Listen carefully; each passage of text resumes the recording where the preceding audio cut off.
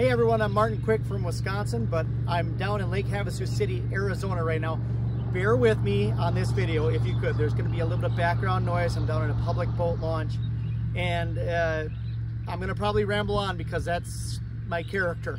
So today is going to be just me explaining about the Goboat, the basics of what I've learned using it over the last year. It's brand new to the market. It's just a fun tool on the water. I call it a tool because, like anything, you use the right tool for the right job, and this is one of those things that I utilize for just having a good time, getting out, or I love to fish. But today's little explanation is all about just using it for fun and the basics of how to utilize it the best way possible so you don't have any fumbles or follies with your new play toy. So with that being said, this thing is 70 inches across, forward and back, because she's a perfect circle, and it is very well built. I can't tell you, I have put it through the ringer. I've kept one totally inflated for almost a year. It's actually in cold storage right now, and it's still doing well. So it's got a foam top, it's got 3 layers in the interior, it's got some high density fabric that snaps tight when it inflates. So this thing is extremely rigid. So it's just a good, well-built toy tool. So if I start doing the quotations too much, stop me. I apologize. So I'm going to address some of the major questions that happen to me all the time. It's like, how is it handling the waves? Well, it is a perfect circle. You don't have to, like a kayak, you don't have to stick your nose into the wave to make sure you don't hit it sideways. No matter what, when you're in your little inflatable seat and you're on this Goboat, you just kind of grab the trolling motor and sit right in the middle. It plops a few times in some waves and you're good to go. It really is extremely good. I've hit some good wake boat waves where I literally came up and slapped the water, and I was nervous at first, but once I was all done, I was like, well, that wasn't that bad. So if you're having a thought about waves, I hope I can subside some of that worry with that information. One of the things I'm going to talk about, things that I've learned along the way, you might have an older Goboat or a newer Goboat, and they've made a couple of revisions since the beginning. And I did have some input on this, I just want to say that. Right now, this one is set up to have 3 different fins. There's a long one that goes in the middle and 2 on the sides. They've now done away with the middle one because it's longer and it sits a little kitty wampus. One great thing about having those 2 fins is you still track fairly well, but when it's on ground or anything fairly level, it sits really nice and level. So if you have an older style Goboat and it has the fin where you can put it down the middle, I'm going to suggest that you do not put that in there and just use the 2 side fins. It'll still track really well, and it's going to do its thing, and you can still take it and turn on a dime and have a lot of fun with it. So if you have a newer one, you're set up, but if you have an older one, you know to not worry about that middle fin from me. So a lot of the older ones did not come with this mesh that you see right here in the center. I actually strapped the Velcro around the elastic that comes on the adult size version. Now the minis, they make a child size one rated for 120 pounds. That one does not have these straps. But if you're going to put this mesh onto this, then I would highly recommend that you take your mesh and hook it into that Velcro, or to those bungee straps. It seems to work really well for placing it and letting it kind of move around but still stay exactly where you want it. Okay, so another one of the big questions that I'm continuously addressing is the battery life. Now, I'm going to tell you that one of the good things about their batteries is they are actually set up. Now, these are pretty beat up because I use the living bejesus out of my batteries in my Goboat. So these are Monster Lithiums. They have a Bluetooth device inside that talks to your phone with an app, and I can watch how much battery I'm using, how much life is left, and I can try to coordinate my day with that information. Now, because I've been watching and dialing it in, I've been turning the dial on my trolling motor, and I notice that 1, 2, 3, and 4 are all pretty efficient. But once you hit to dial number 5, she's drawing a lot of energy, and that'll drain your battery really fast. Now, when you purchase a brand new Goboat, they do come with a 30 amp hour lithium ion Monster Marine battery that has the Bluetooth. So you can punch in your phone and go out. If you're just turning and playing and having a good time on levels 2, 3, and 4, that thing's gonna last you 2 to 3 hours with ease on a 30 amp hour. But I do recommend purchasing an additional battery. It's not a sales pitch, it's just a safety concern of somebody that's been using them for a long time.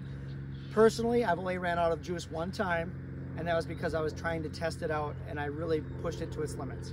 So, on their website, they do have a 30 amp hour, a 40 amp hour, and a 50 amp hour lithium ion battery. So I have actually personally now pushed this one, the 50 amp hour, to its limits, and I was able to travel about 6 miles with it on 3 and 4 almost the entire way, traveling around the entire circumference of Lake Havasu Island, from London Bridge all the way back to London Bridge, and I still had 11% of my battery left, and that's even going on 5 a couple of times and hauling some kids with my battery that ran out of the energy to paddle. So that being said, the 50 amp hour really does a good job in keeping you out in the water for a long time if that's what you're into.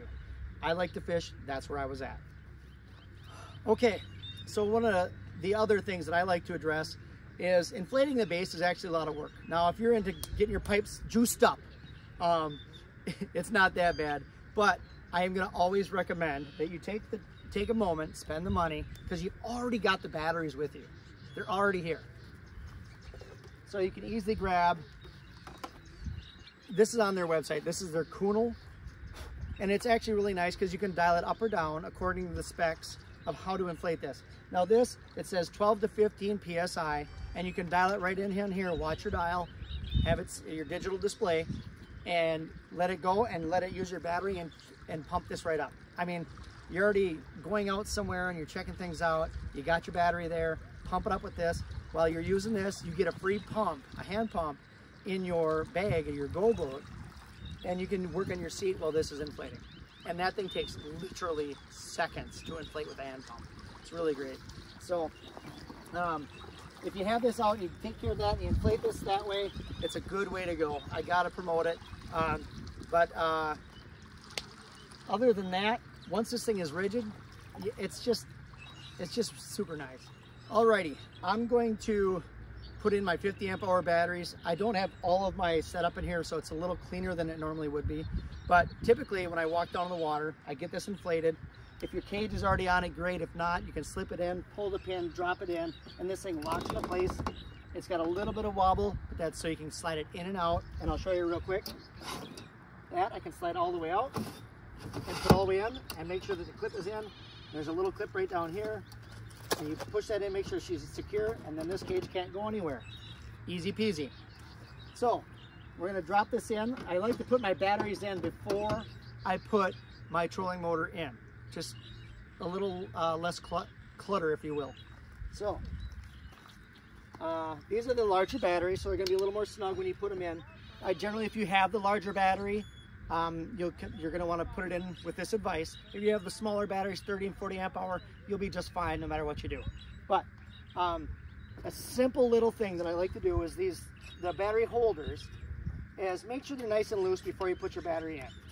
That way you can pull it up, get the corner of one edge of one battery in, lift up the other one, slide your battery down in, press it down on the battery, and turn your dial in and clamp your battery down. Now it's in, it's secure, it's not going anywhere, and there's little ledges all around to keep it safe. So we've got that done. Now this is going to be something in between, how do I put this? When you're coming in off the water, I try to keep things neat and tidy, because when you get done with your day, you just want to have things organized a little bit, so when you're loading up, you're done, you're done. So I'm going to bring up this little tip and trick right here. This is the safety harness that goes to your battery. We'll be hooking that up shortly. And it is also great to keep this stuff coordinated, because once it's undone, you've got all this. So I'm going to put this in, and I'll show you exactly how I utilize that in a second. You can see it, but I'm going to show you anyhow. So I throw that all back there, and what I do, sorry about the boat noise, give me one moment. So what I do is I make sure that my mesh is opened up and ready for me to insert the trolling motor. I simply put the nose down in, turn it like this, make sure it's all underneath that mesh, and then I put the motor back up on the raft. I actually nudge it right there and then slide this down and slide it right on. Try to make sure it's generally centered, and make sure you make these good and snug, because if you start to play, and you're really going to want to play on the Goboat, make sure these are good and snug. And the reason being is because it's safe, for one.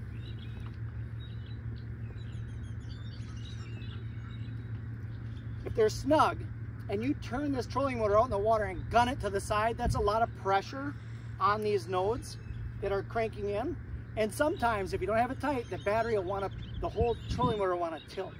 So just make sure you make those good and snug. It's a really good thing to make sure you get those nice and tight. Don't mess around with that, make it happen. Okay, once that's done, you're gonna grab your cables and not hook up your power right away, because one thing you might not notice is when you're moving this around, you're packing or unpacking, you might have bumped the lever and it could be in the on position. Your blade is gonna start up. So I always recommend that you take your negative and you go ahead and put it on the battery of your choice and try to put these up and down. You'd rather have the power disconnect than not come disconnected if you need the power to shut off fast, okay? Just another safety thing. So put your red terminal and your black terminal straight up and down on your battery terminals. That way, if you happen later to fall out, it pops out. So, another safety thing, but we're gonna put that right there for now. We're gonna set it right up on top, or you can put it right on this, wherever you want, that your power is not connected. So that way, if you have the power accidentally on, the motor starts up the second you click on this. Okay, so right now I'm gonna talk about the seat. The position of the seat, the air pressure of the seat, all that stuff are gonna make your day in the water a little more fun. So something that I've learned is that it does have a recommendation of, or no more than 5 pounds of pressure in the seat. However, that's a little firm for me. I like to have a little more push, a little more sway in that. So I put it down to about 2.5, 3 pounds of pressure. Now with that being said, hear me out. That does make the base want to jiggle around and be a little more loose and not hold to the straps as well. So what I've done to help battle that is I crisscrossed these straps right up front, okay? And I got those in a position where I'm really happy with them. And I've also been on the water enough to know where my weight positions and if I'm pushing water or gliding on water. So if your weight's a little far forward, you'll notice you'll take on a little water over the front. And if you're too far back, you can just feel it's not quite right too. So depending on who you are, I'm gonna recommend that you play with your seat a little bit and get your straps in about the position where you feel it's just a good spot. And once you think it's there, bring a little tape with you at some point and actually tape up where that is, so you know in the front, that's about your gauge for how forward or how far back you wanna be. Just a little tidbit. Okay. If you choose to keep your seat at a lesser pressure, I would recommend crisscrossing them like I did up there. And then what I've done in the back is slightly different as well. The recommendation is to run this strap right here, from here, through here, over to here. Now, that's good, but I don't feel like I'm really pulling it back and snapping it tight. So what I've done is I just simply ran it from this area right here, through their handle, and then back up to that spot, really pulling it tight. So now I can actually adjust this, get it pretty snug, and I can bring it back through, and I can really pull back in that seat and clip it in. And don't worry, another key thing that you don't realize is even if you're pulling it kind of tight there, once you sit on it, your pressure of sitting down is going to loosen that back up again. Now get these fairly tight, but I'm also going to recommend that you leave this fairly forward, because once your weight hits it, everything compresses and sets about where you want to be. That's one thing, some of the things that I'm going to recommend for the seating. It should help you out depending on how you use it. I always recommend going with what they promote first. And if you want to experiment, this is what I've learned using this for the last year. So one of the things that we all need to take in mind is there's a lot of water that comes over the Goboat. If you're taking on waves, you're having a blast, you're doing donuts, all the crazy stuff that we like to do, you want to keep some of your personables dry. Now, they do have options out there. This is just a great one. Make sure you get one that has a cinch up rubber seal around the edges. And I keep my glasses, my wallet, and I even keep my registration. If your state so requires you to have it on the Goboat, I keep my registration all inside there too.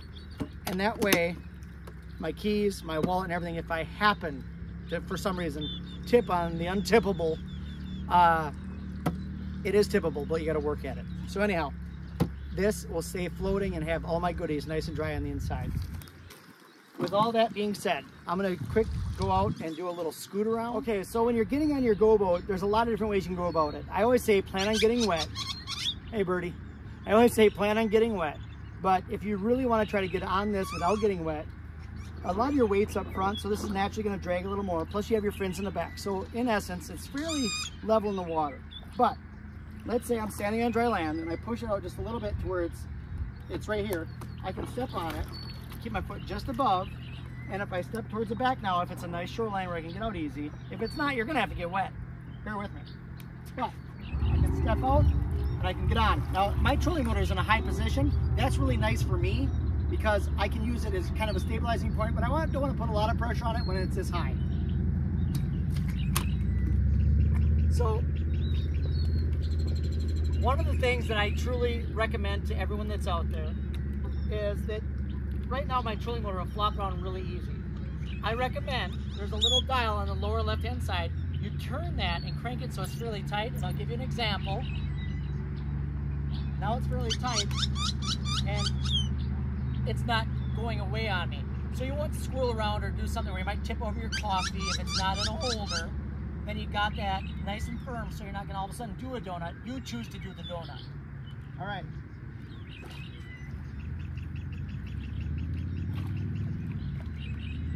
Now, when you're coming into shore, prep yourself, turn that dial, press the button underneath your trolling motor, lift up, and set it right back up on top of the platform, like that, and I just coasted right in. Now again, I can easily use this as a stabilizer or the base, stand up, and then I'm good to go, get up and actually walk off the Goboat. So I want to emphasize on that little dial on the left-hand side of this. To me, it's really critical. Going away Goboat, they want to go on their own, you know what I'm saying? So it's really critical to use that dial on the left-hand side. It's really great if you get out there, let's say if you just set your soda down or something, not thinking, and the trolling motor starts to turn sideways, and you go to re-straighten it or whatever, more than likely you're going to spill your drink or tip something over the edge if you have things that are personal to you. So I just recommend once you're getting out in the water, you make it a habit to turn that dial, crank it in so your trolling motor has to turn with a little bit of pressure. It's a little thing, but it's great. And then remind yourself as you're coming into shore, the only way that it's going to lift up and go high easily is if you turn that dial back and loosen it so it flops all around nice and easy. It's a good thing to practice this routine. It's going to be very helpful when you're utilizing your Goboat. It's just a simple little thing, but it's great to have and know and turn it into a habit. Okay, all done Goboating for the day. Now, one of the things I recommend as you're coming in, you turn this up and you know you have your power off, is that you right away take this off your red terminal and throw it to the side or do whatever you have to do so it's not touching the battery, okay? You just don't want to make sure when you're undoing something, you bump this handle or you go to grab onto it to take it out, that you still have your power on and you chop up your mesh or something where you start nicking up your Goboat. So that is something you shouldn't have to worry about too much with your new Goboats because they have a prop guard on them. This one, however, does not. It's one of the first versions that came out, so that's still something in process. Okay, now that you have your power off and you're sure that you're safe, what I love to do, and I can even do it while I'm sitting here, is I grab all my cord and I bundle it up just like this, both sides of my hand, get even the terminals right in there, and I can let this dangle if I want and bring this up like this, connect it to here, and then connect it right to Now I've got a nice, clean, no hassle, getting out of the water kind of deal. I turn these back free, and in seconds, voila, you can just feel everything break loose. Turn it like that, pull it right out, and you're good to go. So that is the cleanest, easiest way I found to do that. And if you don't want this flopping around on you again, you still have that same dial I was talking about earlier. It's right here, and when it's up here, you can simply turn that to stop it from moving all around and floating freely. If you want to balance out your weight, if you're carrying this, it's just a nice little 2-second gig, and you can have it like that where you're carrying it. So that little dial right there is kind of important for helping you steer and not loosely steer, and also when you're carrying and transporting the Goboat so this doesn't flop around. Final video, when you're packing up your Goboat, if you're deflating everything, right before you take off your seat, this is a critical one that I like to say. A lot of times we try to reach down, it's a little hard to unbuckle it. Well, if you're gonna flatten it out anyhow, just let all the air out of it and all the clasps fall totally free, and they're just easy to pop off.